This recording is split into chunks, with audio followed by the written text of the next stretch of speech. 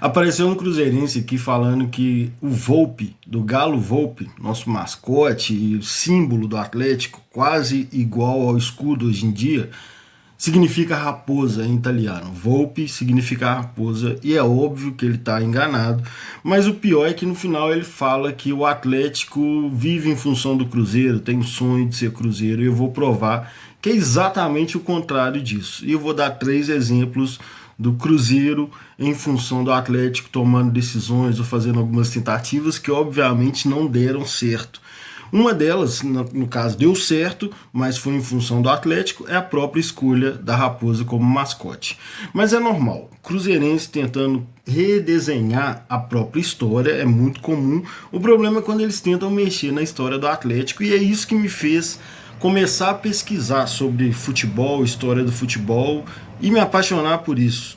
Então é simbólico fazer esse vídeo aqui, porque foram discussões com cruzeirenses que me fizeram me apaixonar e pegar esse hábito aí de pesquisar as coisas e conhecer um monte de curiosidades do futebol brasileiro por causa disso. Então o Galo, o mascote do Atlético, os 3 mascotes de Minas Gerais foram sugeridos pelo mesmo criador, que era o cartunista, o Mangabeira. Essa história muita gente conhece, no final da década de 40. Mas o Atlético já tinha essa identificação com o Galo, o jogador, o Zé do Monte entrava com o Galo debaixo do braço, e tinha a raça de galo de briga Carijó, que é preta e branca, e já havia essa associação com o Atlético por lutar até o fim. E cá pra nós, o Galo é um mascote sensacional, né? Essa simbologia aí de lutar, de lutar até morrer, não correr, não parar nunca. O galo que tá batendo não para, o galo que tá apanhando também não para, e se não separar eles não vão brigar até morrer. Isso é do caramba para jogo, para futebol, para simbologia do futebol. Então é um mascote muito legal e foi natural. É isso que acontece aqui no Atlético. E as tentativas do Cruzeiro é que isso aconteça naturalmente lá também, mas não acontece. Aqui acontece natural, é orgânico, vamos dizer, nos termos de hoje de internet. No Atlético as coisas acontecem naturalmente, organicamente. Então o Galo já tinha essa identificação aí, e automaticamente o próprio Mangabeira falava que foi um orgulho para ele a recepção da torcida do Atlético, de adotar o Galo como mascote e começar a chamar o Atlético de Galo e gritar Galo logo nos anos seguintes. Então é isso, né? Mas tinha identificação com as cores, inclusive, enfim. E aí imagina, tem um monte de mascotes no Brasil que tem essas simbologias ou as cores parecidas. Tem uns que nem fizeram sentido, tipo o mosqueteiro no Corinthians. Eu vou pesquisar, vou entender por que tinha esse mosqueteiro, mas a torcida adotou o gavião. O periquito no Palmeiras dá para entender pela cor, mas a torcida adotou o porco. E no Botafogo também teve uma modificação, né? Era um menino, pelo que eu me lembro, de álbum de figurinha, era um menino fazendo xixi e adotaram um cachorro. Enfim, tem vários casos disso, e imagina como o Cruzeiro decidiu, né? O Cruzeiro não fez uma reunião para pensar qual é o nosso mascote, com qual mascote a gente se identifica, não teve isso. Foi em função do Atlético. Foi em função do Atlético porque tinha um presidente da época que atravessava algumas negociações do Galo, passava na frente e dava o chapéu no Galo. Então ele foi tratado como espertão, malandrão e tal. E nas histórias a raposa tem essa fama, né, de esperta, de astuta, e aí foi identificado lá como a cara do dirigente do Cruzeiro. E nas mesmas histórias a raposa é a predadora do Galo. Então foi em função do Atlético que o Cruzeiro decidiu ter a raposa como mascote. Primeiro exemplo disso, né? Não foi decidido nada especificamente relacionado à identidade do Cruzeiro. Foi em função do Atlético. Mas, bom, vamos lá. O Galo Volpi, especificamente, foi criado na década de 80 por um funcionário do Atlético que até chegou a brigar na justiça, porque o Atlético estava usando já a marca comercialmente, e obviamente, né, a marca é sensacional. Eu mesmo tatuei o Galo Volpe em 2005 e nem foi assim, fanaticão, o Galo caiu, eu fui lá e tatuei. Foi entre 2005 e 2006, próximo do meu aniversário. Mas eu achava que eu tive a ideia sensacional que ninguém teve. E aí, logo no primeiro jogo, depois de tatuado o Galo Volpe, eu comecei a reparar que todo mundo tinha essa tatuagem. Então, assim, é um símbolo muito adotado. E o cara no vídeo, inclusive, fala isso. A tatuagem que seus amigos têm e tal, é raposa. Então o Galo Volpe foi muito bem recebido, porque ele é lindo mesmo, e ele é um símbolo paralelo ao escudo, vamos dizer assim. Inclusive os uniformes de treino do Atlético em 2024 já não tem o escudo, tem o Galo Volpe, que é uma marca sensacional, super aceita como marca paralela do Atlético, nacionalmente inclusive, todo mundo vê o Galo Volpe e já reconhece que é um símbolo do Atlético. E Volpe, com I, é o nome do cara que criou. Ivan Volpi, com I.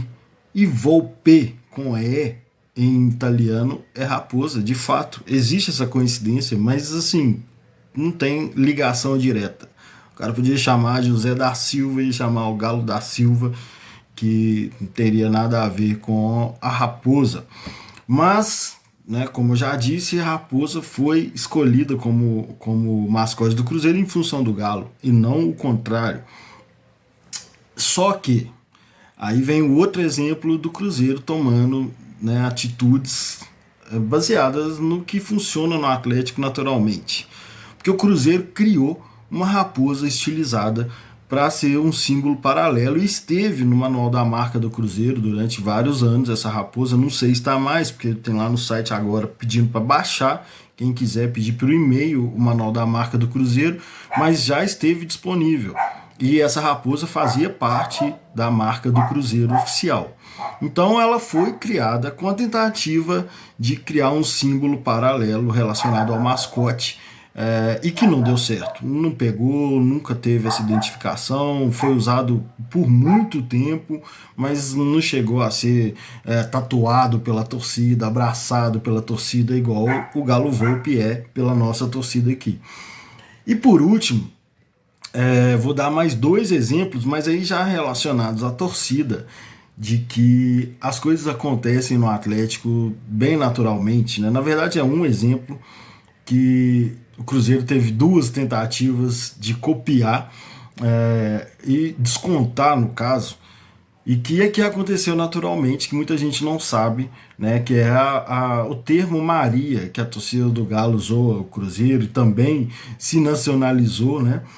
Ele não é um termo homofóbico, muita gente confunde isso, e até a torcida do Cruzeiro, pelo jeito, entendeu como termo homofóbico, talvez também por não conhecer a história. Mas a história do termo Maria é simplesmente uma sabotagem às pichações da Máfia Azul. Então a Máfia Azul pichava Máfia Azul no muro, ia lá algum atleticano, espírito de porco, e completava o F, criando um R, e colocava um G e o INA no final do azul. Então ficava Maria Gasolina. Essa foi a origem do termo Maria. É Maria Gasolina, que a torcida do Atlético sabotava as pichações de Máfia Azul pelos muros aí da cidade na década de 90.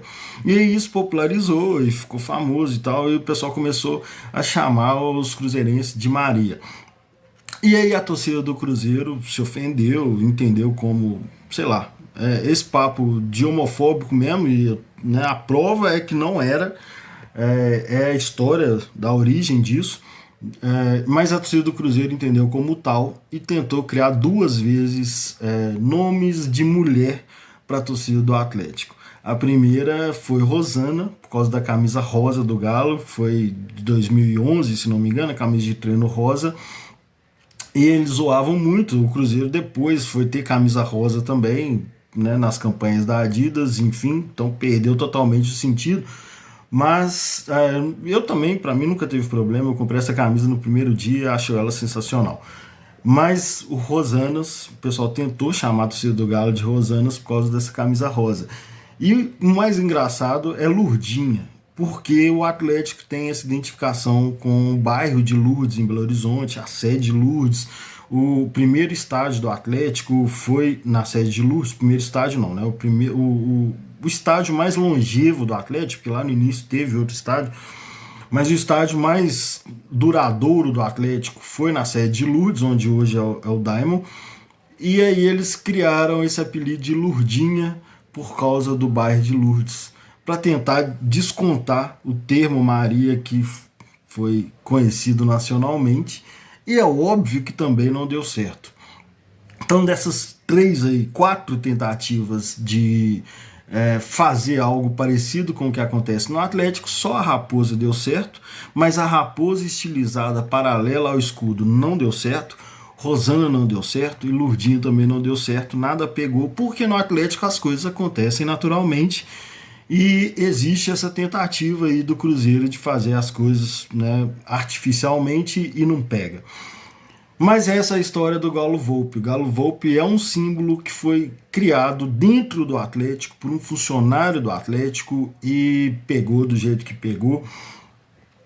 O Galo como mascote também, eu acabo contando aqui a história do Galo como mascote do Atlético, de onde foi criado. Os 3 times mineiros tiveram o mesmo criador, né? Os mascotes foram criados pela mesma pessoa. Por curiosidade, do Coelho eu vou falar depois, que também é legal, mas é isso aí, não tem nada em função do Cruzeiro, muito pelo contrário, né? O Cruzeiro tenta criar as coisas que no Atlético elas simplesmente acontecem naturalmente, e Volpi é o nome do sujeito que criou o Galo Volpi. Não é raposa em italiano, Volpe é raposa em italiano, é uma simples coincidência. E, bom, se aparecer esse vídeo aí para você, fique sabendo. Se algum amigo seu cruzeirense tentar emplacar mais esta tentativa de mudança da história do Galo, você já tem esse vídeo aí para desmentir. Beijos, você não some não.